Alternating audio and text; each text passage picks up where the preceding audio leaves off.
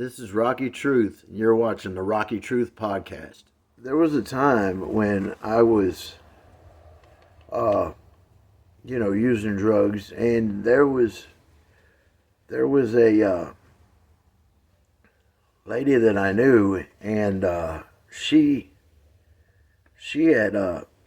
had children, and she was I would say, she was definitely probably she had her children were grown, so she was a bit older. She would always come to around where I was at and where everybody was getting high, and there was she came up one day and was talking to us, and she was sick, and from the drugs. She didn't have any drugs, and she was begging and pleading, if she could have, what she needed to, you know, cause her to get her out of withdrawals and whatnot, and to make her feel better.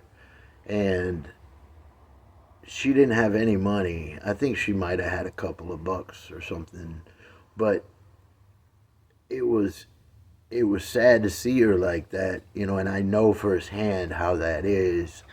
Well, it it it really made me upset because anytime knowing firsthand what you go through and what you feel, and for other people that don't really know exactly how that feels, it's traumatic.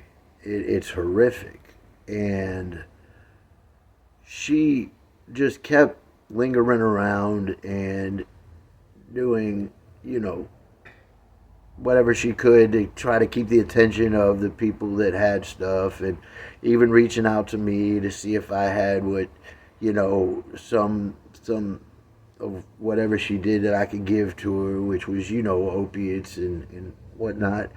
And it went on and on for about, I mean, at least, I'd say at least an hour and a half.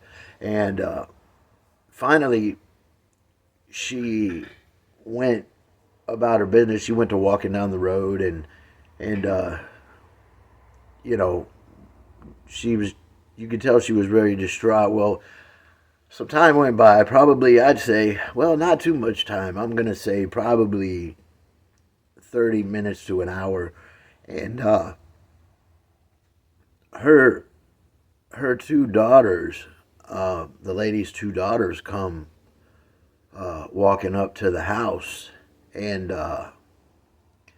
they they came in, and you know everybody was like, we just seen your mom, this and that, like we ain't got nothing to give her, she don't have no money or whatnot. And I wasn't in the place to just do that because of whose house I was at, and that was his business, and I couldn't step on his toes, and do any moves in his area. So, but what did happen was his daughters both spoke up, and they were uh, teenage daughters. I mean, they were probably, I'd say one was like 16, one was like 18.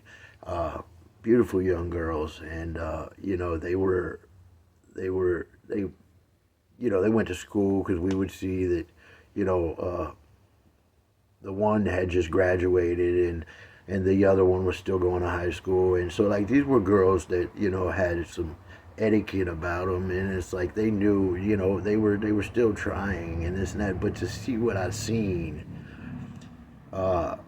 it right after they came in and they said, we had told them that we weren't wanting any uh, you to give us nothing.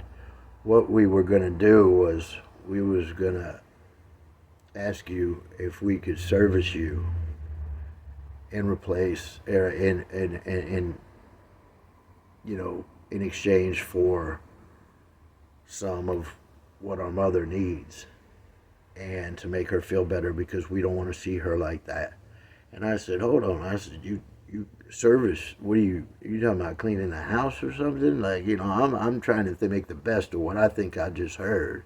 And they're like, no, not like that. Like, whatever needs to be done. And at that point in time, it blew my mind. I said, are you serious?